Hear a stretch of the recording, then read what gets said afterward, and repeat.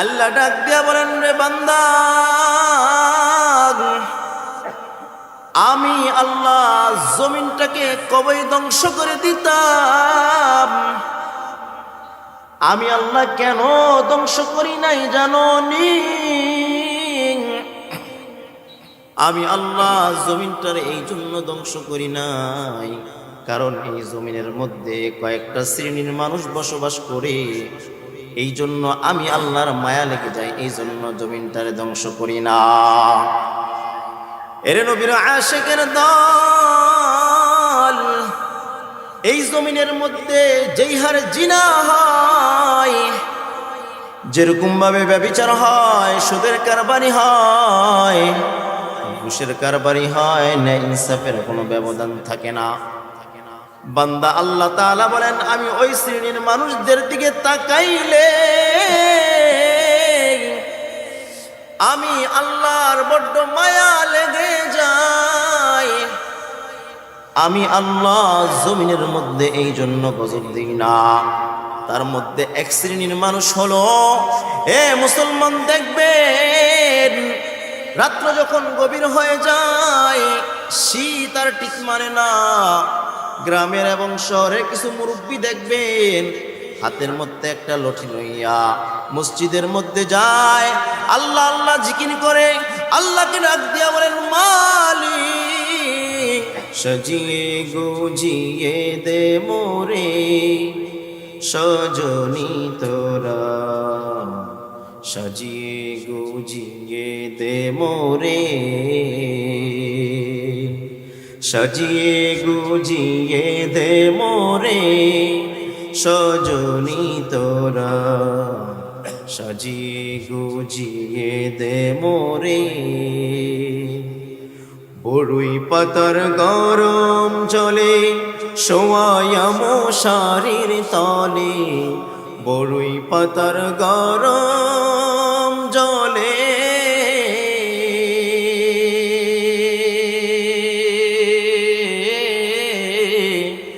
বড়ুই পাতার গরম জলে শোয়াইয়া মশারির তলে, আতর গোলাপ চন্দন মেখে দে সজনী তোরা, সাজিয়ে গুজিয়ে দে মোরে।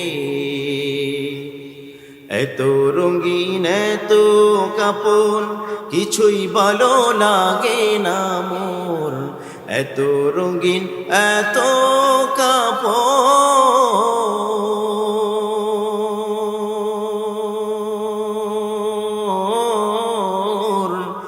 এত রঙিন এত কাপড় কিছুই ভালো লাগে না মোর, সাদা কাফন আমায় পহরাই দে সজনী তোরা, সাজিয়ে গুজিয়ে দে মোরে। এত বাড়ি এত গাড়ি আমি কি সহিতে পারি, এত বাড়ি এত গাড়ি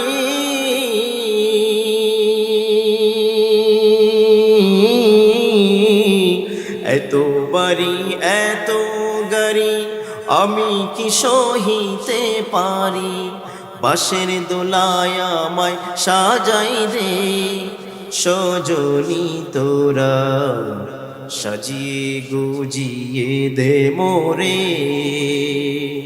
সাজিয়ে গুজিয়ে দে মোরে সজনী তোরা, সাজিয়ে গুজিয়ে দে মোরে। আলহামদুলিল্লাহ, আল্লাহ পাকের দরবারে অসংখ্য অগণিত শুকরিয়া, যে মহান রব্বুল আলামিন মাগরিবের নামাজ সালাত আদায় করার পর এরকম একটা জান্নাতি পরিবেশে বসবার মতো তৌফিক দান করেছেন। সকলে খুশি না বেজার? আলহামদুলিল্লাহ, মতিউর রহমান জামিয়া ইসলামিয়া দারুস সুন্নাহ মাদ্রাসার উদ্যোগে আয়োজিত আজকে এবং আগামীকালের মাহফিল আল্লাহ পাক রব্বুল আলামিন যাতে কবুল আর মঞ্জুর করেন, সকলে বলি আমিন। আলহামদুলিল্লাহ, এখনো যারা রাস্তাঘাটে দাঁড়িয়ে আছেন, মেহেরবানি করে আমরা মজলিসের মধ্যে বসে পড়ি। আসলে এই মজলিসটা এমন একটা দামি একটি মজলিস,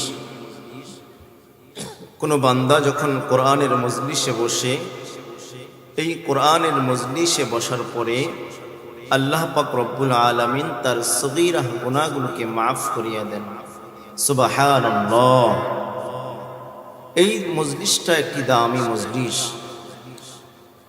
আজ সারা বিশ্বের মানুষ দুনিয়াবি কাজের মধ্যে নিমজ্জিত থাকে, ব্যস্ততা থাকে, কিন্তু কোরআনের মজলিস এই বাগানের মধ্যে যখন মানুষগুলো বসবে, আল্লাহ পাক রব্বুল আলামিন তাকে তার সগীরা গুনাহগুলোকে মাফ করিয়ে দেবে।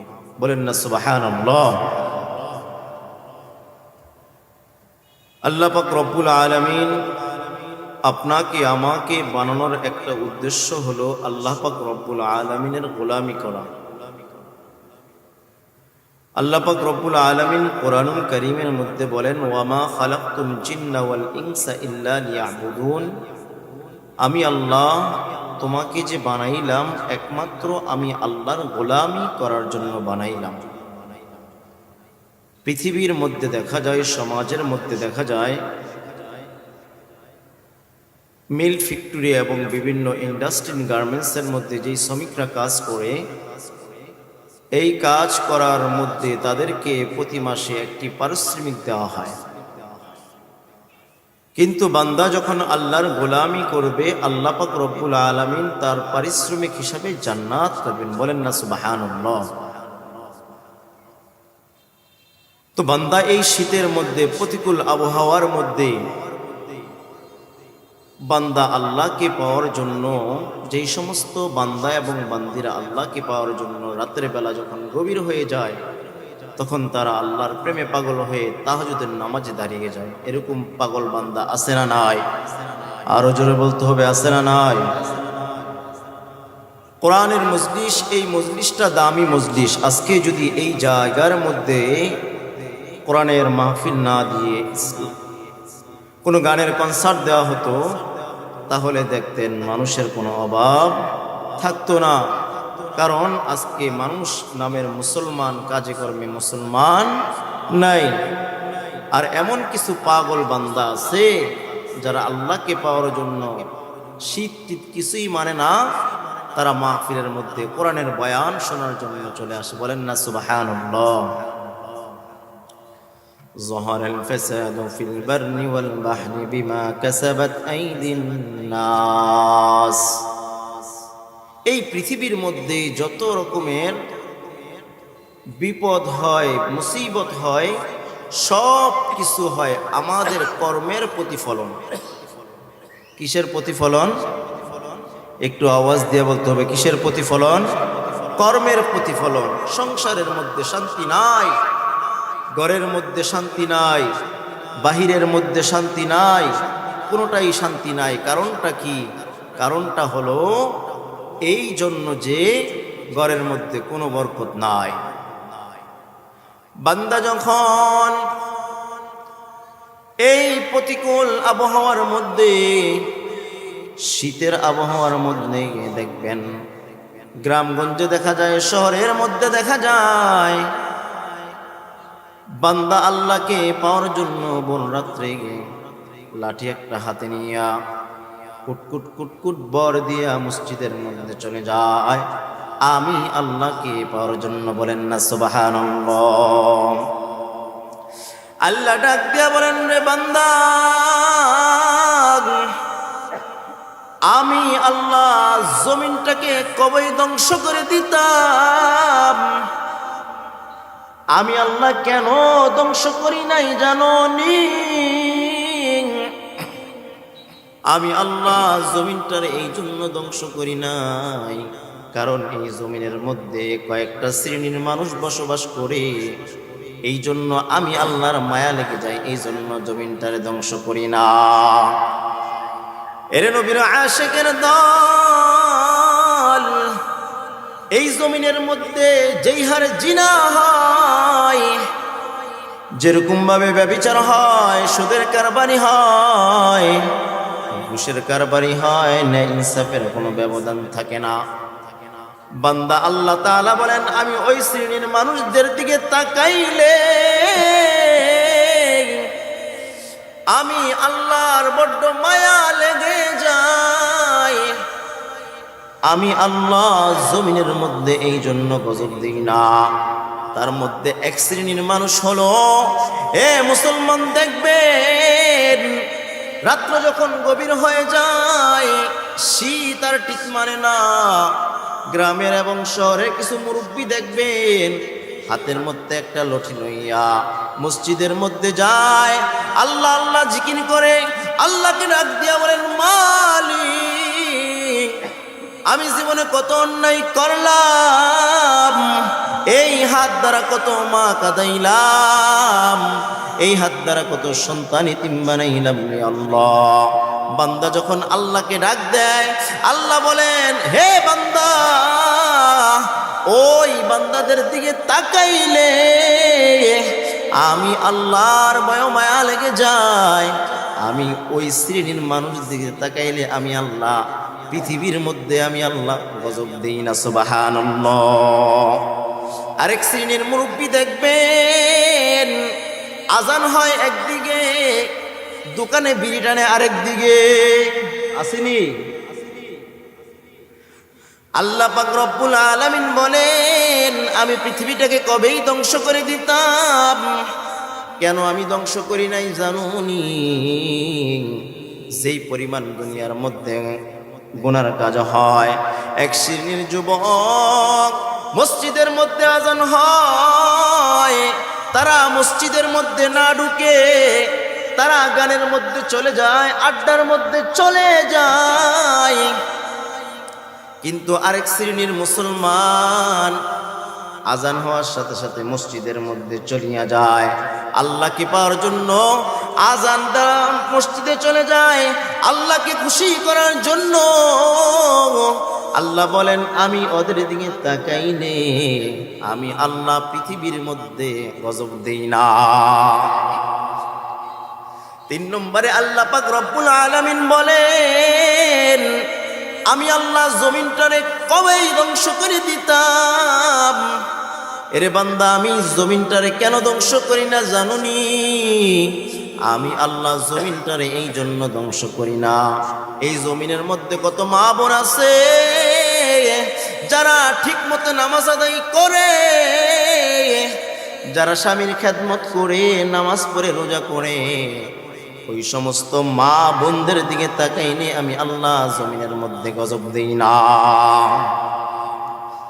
এরা নবীর উম্মতের দল। আরেক শ্রেণীর মানুষ যাদের মা বাবা গুনাহ করে, সন্তান নবজাতক শিশু গুনাহ নাই, শিশুর কোনো গুনাহ নাই, তারা কোনো গুনাহ করে না, কিন্তু তাদের মা অন্যায় করে, জিনা করে, ব্যভিচার করে, সুদের খাতায় নাম লেখায়, এই শিশু সন্তানের কোনো গুনাহ নাই। আল্লাহ পাক রব্বুল আলামিন বলেন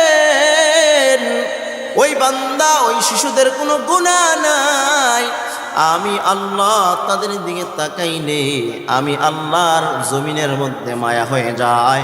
বান্দারে তোরা যেই পরিমাণ গুনাহ করো, ও মুসলমান তুমি হুজুরের কাছে যাও, হুজুর আমার ঘরের মধ্যে শান্তি নাই, আমার বিবি আমার কথা মানে না, আমার সন্তান আমার কথা মানে না, একটু দোয়া করে দেন। এর মুসলমান ভাই বলতে চাই, আপনার সন্তানকে যদি ভালো শিক্ষায় শিক্ষিত করতে পারেন, নিজের ঘরটাকে সুন্দর বানাইতে পারেন, দেখবেন আমার আল্লাহ ওই ঘরের মধ্যে বরকত দিবেন। বলেন না সুবহানাল্লাহ। আল্লাহ পাক রব্বুল আলামিন কুরআনুল কারীমের মধ্যে বলেন ওয়া ইবাদুর রাহমানিল্লাযীনা ইয়ামশুনা আলাল আরদি হাওনা হাওনা ওয়া ইযা খাতাবাহুমুল জাহিলুনা ক্বালু সালামা।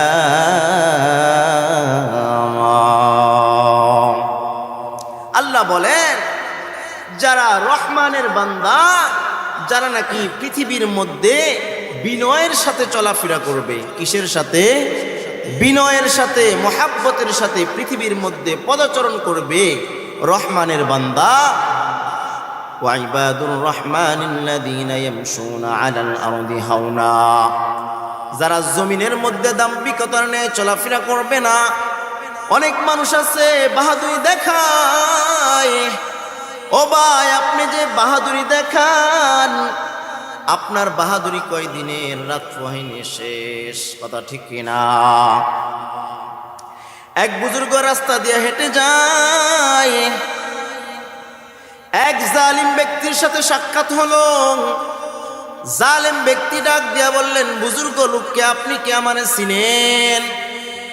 বুজুর্গ ব্যক্তিরা ডাক দিয়া কয়, আপনি কি আমার চিনেন? কয়, তোমার না চিনার কি আছে, তুমি অমুক নেতা, অমুক পাতি নেতা। এরকম বাহাদুরি সমাজের মধ্যে দেখায়নি। তার পাওয়ারের ঠেলায় দেখবেন এলাকার মধ্যে থাকা যায় না। বাহাদুরি গেল কই? বাহাদুরি গেল কই? এবার বুজুর্গ ডাক দিয়া বলেন, হে মানুষ, তোমার পরিচয়টা জেনে নাও। তোমার পরিচয়টা হলো তুমি একজন মানুষ, তুমি একজন মানুষ। এবার তোমার পরিচয়টা জেনে নাও। তোমার পরিচয় হলো তুমি এক কাতরা নাপাক পানি দিয়া তোমার মায়ের গর্ভে দিয়া তুমি পৃথিবীর মধ্যে এসেছো। আবার তুমি যখন পৃথিবী থেকে ইন্তেকাল করবা, পৃথিবী থেকে চলিয়া যাইবা, তোমাকে যখন দাফন করা হবে, তোমার লাশটা পচে গন্ধ হয়ে যাবে। আর মাঝখানে যেই কয়েকদিন পৃথিবীর মধ্যে থাকো, কয়েকটা পচা পায়খানা পেটের মধ্যে চলাফেরা করো, এটাই তোমার নামের পরিচয়। কিসের বাহাদুরি তুমি দেখাও? আল্লাহ পাক রব্বুল আলামিন বলেন, ওয়া ইবাদুর রহমানিল্লাযীনা ইয়ামশুনা আলাল আরদি হাওনা হাওনা ওয়া ইযা খাতাবাহুমুল জাহিলুন। পৃথিবীর মধ্যে যখন চলাফেরা করবা, বিনয়ের সাথে চলাফেরা করো। সাহাবায়ে কেরামরা কিভাবে চলতেন? পয়গম্বরের প্রিয় সাহাবী হযরতে আবু বকর রাদিয়াল্লাহু তাআলা যখন খলিফাতুল মুসলিমিন ছিলেন, তিনি খলিফাতুল মুসলিমিন থাকা অবস্থায় তিনি যখন রাতের গভীরে যখন হাঁটাচলা করতেন, একদিন রাত্র যখন গভীর হয়ে যায়, এলাকার মধ্যে তখন যিনি হাঁটাচলা করতেছেন, তখন খলিফাতুল মুসলিমিন ওমরের সাথে যখন সাক্ষাৎ হয়ে গেল, সাক্ষাৎ হওয়ার পর খলিফাতুল মুসলিমিন ডাক দিয়ে বললেন, কে যাও? এবার আবু বকর ডাক দিয়া বললেন, আমি আবু বকর। এবার ওমর রাদিয়াল্লাহু তাআলা খলিফাতুল মুসলিমিন আবু বকরের পায়ের নিচে তাকাইলেন, দেখলেন তার পায়ের মধ্যে কোনো জুতা নাই, জুতা নাই। মরুভূমির মধ্যে তিনি হাঁটাচলা করতেছেন। ওমর রাদিয়াল্লাহু তাআলা ডাক দিয়া বললেন, এই গরমের মধ্যে, পাহাড়ের মধ্যে, এই পাথরের মধ্যে তুমি কিভাবে হাঁটতেছো? আমার জুতাটা নিয়ে নাও, হাঁটাচলা করো। এবার পয়গম্বরের প্রিয় সাহাবী যেই আবু বকর, জান্নাতীদের মধ্যে একজন জান্নাতি সাহাবী, তিনি মাঝে মাঝে কাঁদতেন আর বলতেন, আমি যদি মানুষ না হইয়া আমি উটের ঘাস খাবার হয়ে যাইতাম, তাহলে আমার কোনো বিচার হইতো না। সুবহানাল্লাহ। হযরতে আবু বকর ওমরকে ডাক দিয়া বললেন, ভাই তুমি কি মনে করছো আমার জুতা নাই? কিন্তু আমার জুতা আছে। আমার জুতা পরিধান করে যখন আমি রাতের আধারে যখন হাঁটাচলা করব, আমার জুতার আওয়াজে যদি কোনো মানুষ ঘুম ভেঙে যায়, তাহলে কাল কিয়ামতের দিন আমি আল্লাহর দরবারে কোন হিসাব দিব? বলেন না সুবহানাল্লাহ।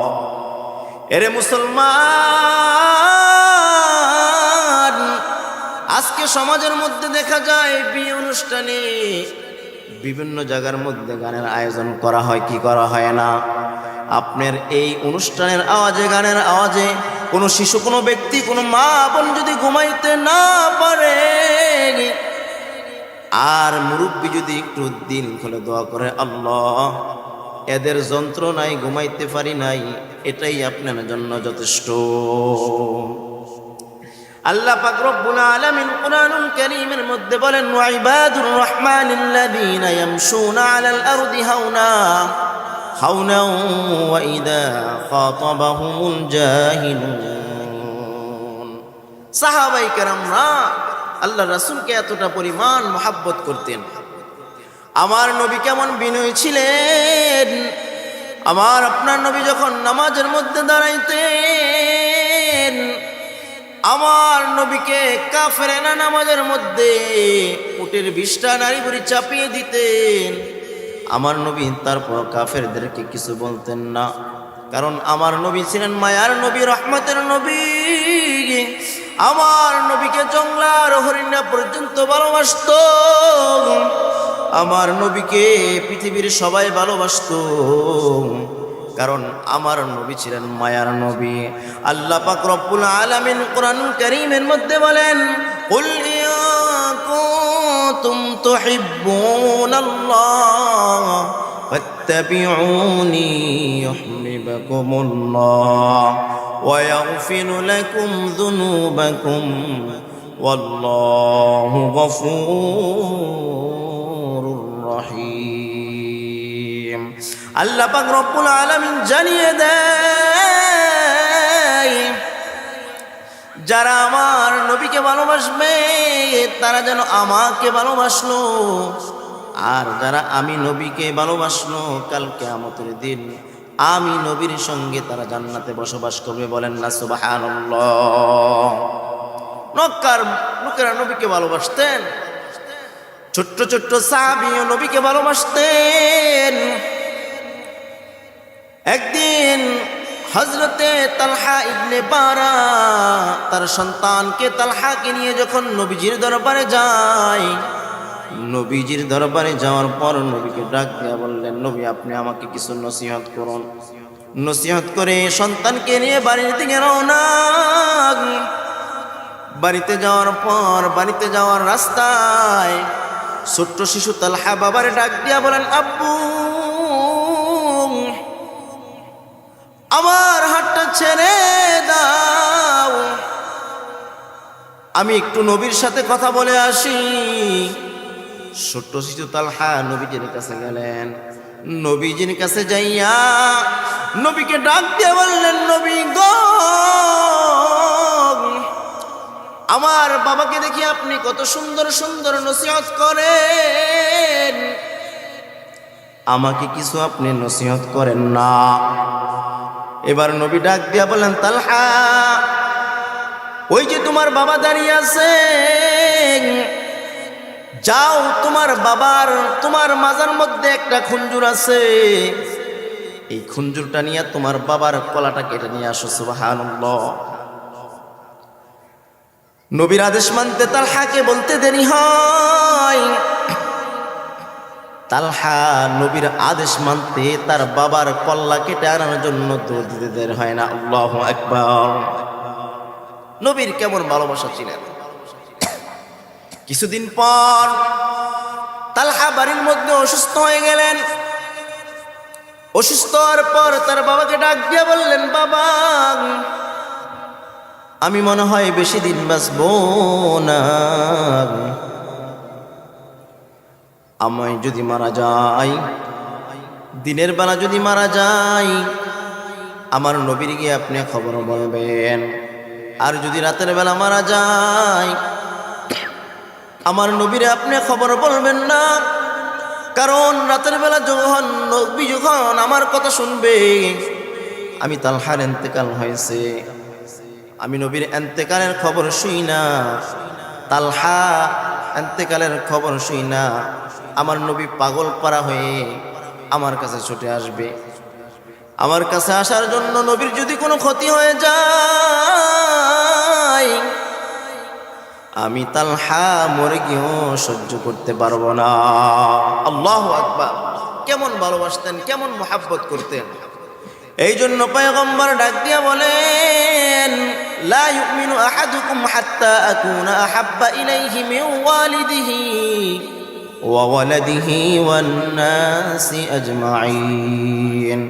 যতক্ষণ না পর্যন্ত নিজের বাবা মা, নিজের বন্ধু বান্ধব থেকে আমি নবীকে বেশি মহাব্বত না করতে পারবা, ততক্ষণ না পর্যন্ত প্রকৃত মুমিন হতে পারবা না।